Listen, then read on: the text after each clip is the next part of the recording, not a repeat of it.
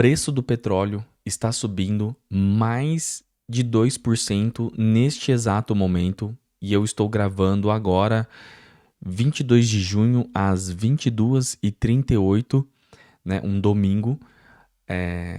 Preço do petróleo aí na semana anterior subiu bem, saiu ali por volta dos 60, 65 dólares o barril.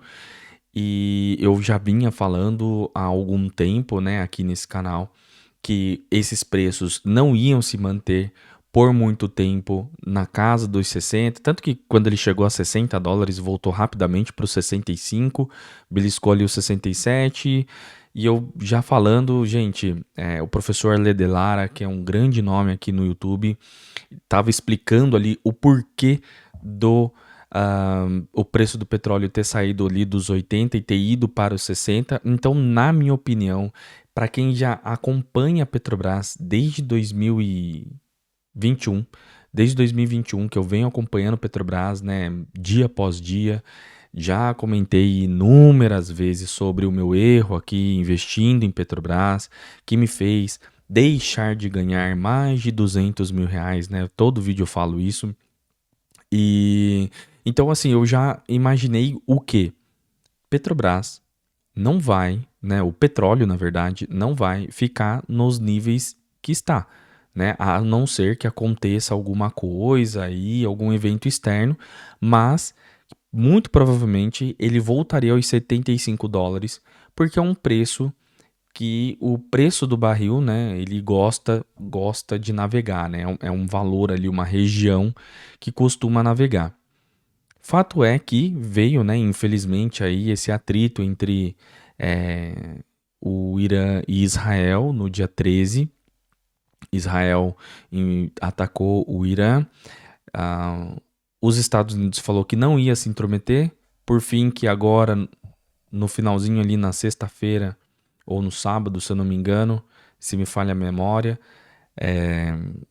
os Estados Unidos atacou, né, com as bases nucleares do, do Irã, com aquele avião maravilhoso, né, que eles chamam de B-2, que eram umas bombas ali que acho que são umas bombas que têm uma capacidade de entrar por dentro, assim, né, mais uma parte mais profunda, realmente debaixo da terra, e poder explodir ali estruturas que ficam embaixo da terra, né? É um poder americano que os israelenses não tinham, então eles precisavam muito desse apoio americano e os americanos foram lá e deram esse apoio para eles.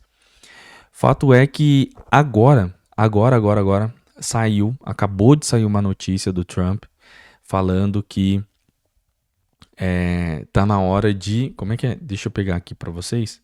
Ó, Trump says it's time for peace with Iran, ou seja, Trump diz que está na hora de paz, né, com o Irã. It may not be up to him. Aqui ele fala que acho que meio que não depende dele, né? Essa tradução aqui me pega um pouquinho.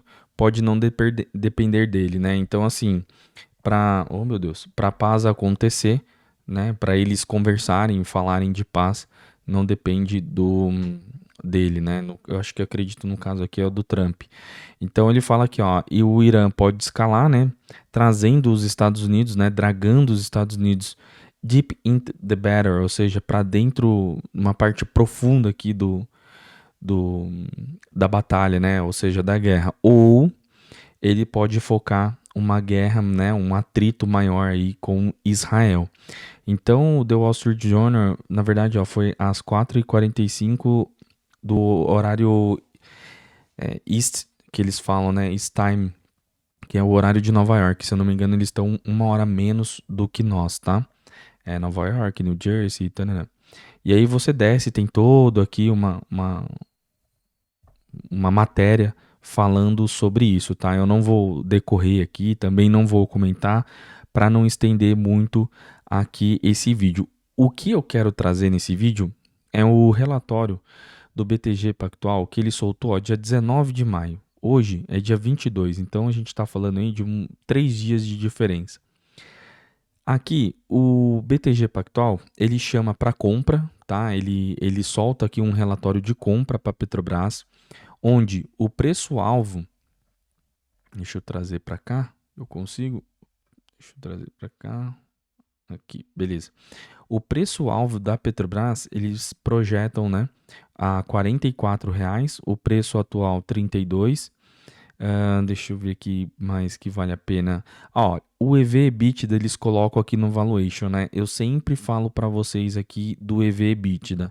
Lá no site Investidor 10, fala que o EV/EBITDA da Petrobras está em 4 e alguma coisa. A média da Petrobras é 3,6, 3,5 mais ou menos. Deixa eu pegar aqui para vocês, ó, Investidor 10, Petrobras. Já vem aqui direto no site. Vamos dar uma olhada aqui no EV/EBITDA, ó, 4,41, ou seja, está desatualizada essa informação. E a média da empresa é de 3,72, onde a média do setor é 7,61. Então, aqui, ó, eu falo para vocês que a empresa ela tá super barata. E no relatório do BTG Pactual, eles colocam aqui como principal indicador do valuation, o EV/EBITDA, tá? E também o PL, que é super importante, ó. O PL é 4,7 e 2026 a 5,2, tá? Que mais aqui que vale a pena a gente falar sobre esse relatório? Esse relatório é muito bacana. Eles fizeram aqui uma tese muito interessante, falando que a Petrobras, nos últimos 5 anos, a ação acumulou um retorno de 240%. Tá? Então, isso é muita coisa. Nesse relatório de 19 de maio, eles fizeram uma revisão para baixo, falando, né, que eles fizeram uma revisão mais conservadora. Ops, deixa eu arrumar aqui para vocês. Eles fizeram uma revisão mais conservadora, fazendo um valuation do barril do petróleo, né, agora oscilando nas 60 e 65. E eles falam que assim, ó, acreditamos que a tese de investimento se tornou menos atrativa. Continuamos vendo a Petrobras como uma operadora de alta qualidade. Com a Petrobras, com o preço do petróleo sendo negociado a 60 e 65, eles falaram que o case se tornou menos atrativo. Entretanto, continua atrativo.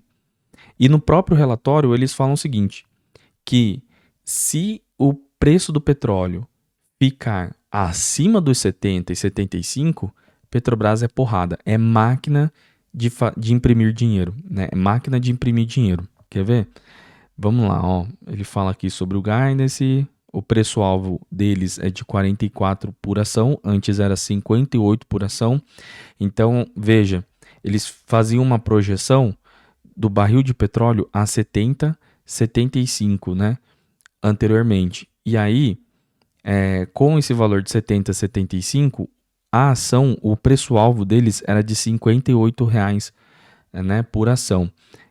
E aí eles revisaram o preço do petróleo a 60, 65, a R$ 44,00 a ação.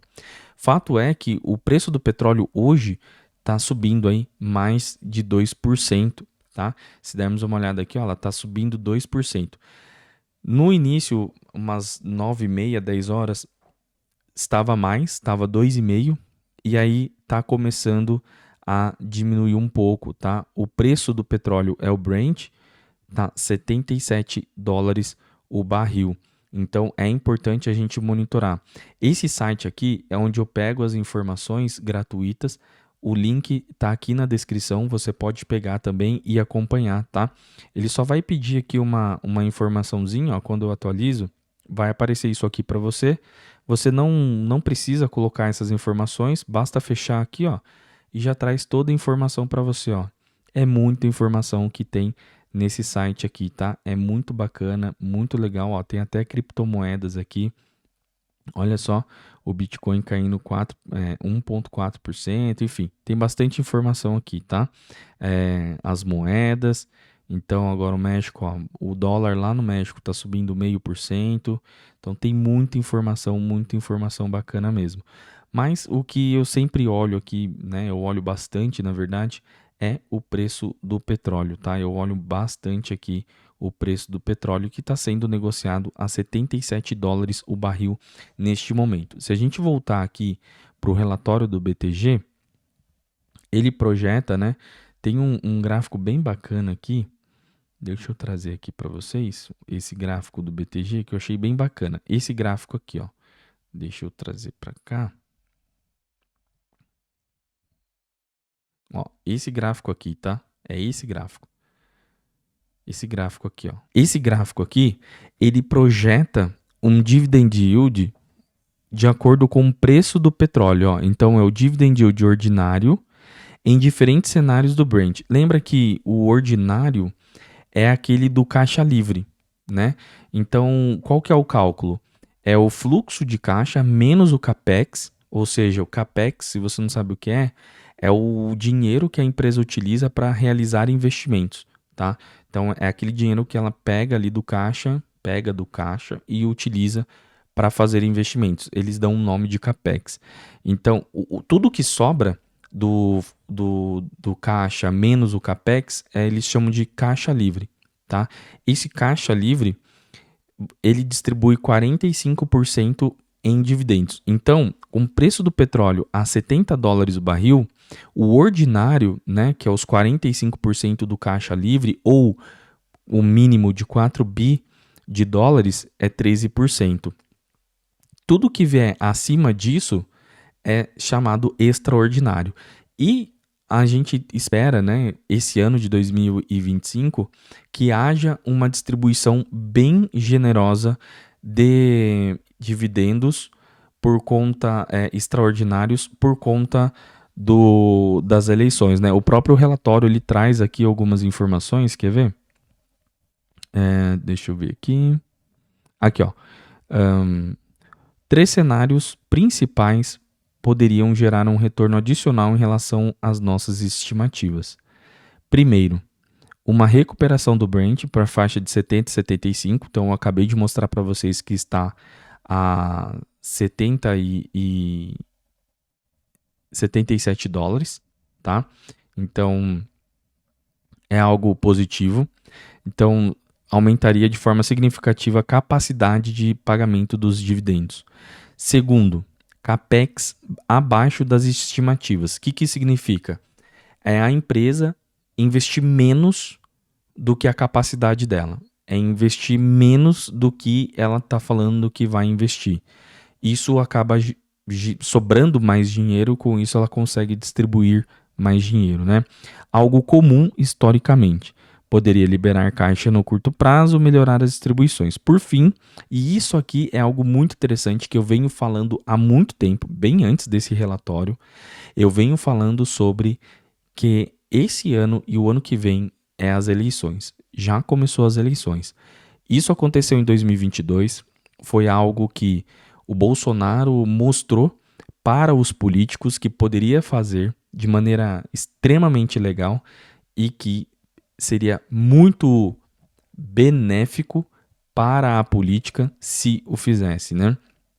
Que em ano eleitoral, né? Por fim, o ciclo eleitoral de 2026 começará a influenciar o sentimento mais cedo, ou seja, eles pegam esse dinheiro do caixa da Petrobras e distribuem como dividendos extraordinários, porque eles precisam de fato dessa grana em ano eleitoral. Eles precisam demais, né? Com base em uma maior visibilidade do cenário macro fiscal à frente, ou seja, se ele raspa o tacho ali da Petrobras, ele traz um dinheiro adicional para o governo, então ele dá um alívio fiscal nas contas e isso tira uma pressão do fiscal do governo e tudo ou mais acaba aqui melhorando, né? O governo, a economia, enfim, os analistas acabam que dando uma colher de chá para o governo a mais, tá? Isso poderia levar a uma revisão positiva do risco país e do custo de capital do acionista, impulsionando a Petrobras a fechar seu diferencial de valuation frente aos pares regionais e globais. Ou seja, aqui nesse finalzinho, a fechar seu diferencial de valuation frente aos pares regionais e globais, eles deixam claro que a empresa está assim descontada, a empresa está barato e ela tem uma possibilidade enorme aí de ganho de capital das suas ações, né? Tem uma possibilidade, tem uma grande chance de ganho real das suas ações. Então, preço do petróleo, mais uma vez aqui, disparando aí essa semana, e muito provavelmente essa semana será uma semana de maiores altas, né? Então, ó, agora a gente já vê que enquanto eu gravo, tava 2,07, já tá 1,8, vindo a 76,4. Então, essa semana é uma semana que a gente deve ver essa volatilidade enorme no preço do petróleo. Alguém, eu não lembro quem, sugeriu que o Trump vai querer, né? Ele tá ambicionando demais ao Prêmio da Paz. Então, essa notícia aqui que ele fala que ele gostaria muito de começar a iniciar a conversa de paz com o Irã. Então, alguém aqui na internet falou que o Trump, se eu não me engano, acho que foi o Raya Santos, falou que o Trump ele quer muito o Nobel da Paz e que ele inflaria uma possível terceira guerra mundial e depois ele faria com que ele amenizasse tudo, ele trouxesse a paz para o mundo, acabando com essa guerra ali, Irã, Israel, Ucrânia e Rússia, e ele se tornaria então o presidente com o maior histórico de paz mundial, né, acabando com a guerra ali da Ucrânia e da Rússia, amenizando Irã e Israel, e ele então conseguisse esse prêmio da paz, né? Essa seria a teoria do, se eu não me engano, né, se eu não tiver aqui enganado, seria do Ryan Santos, essa teoria, tá? Então, que para mim faz um pouco de sentido, porque esses caras são movidos não mais por dinheiro e por outras coisas, e eles querem entrar na história de todos os jeitos. Então, esse foi um grande catadão aí, né? Essa semana é uma semana que promete grande volatilidade, e eu espero que você tenha gostado desse vídeo. Muito obrigado pelo seu tempo e até a próxima.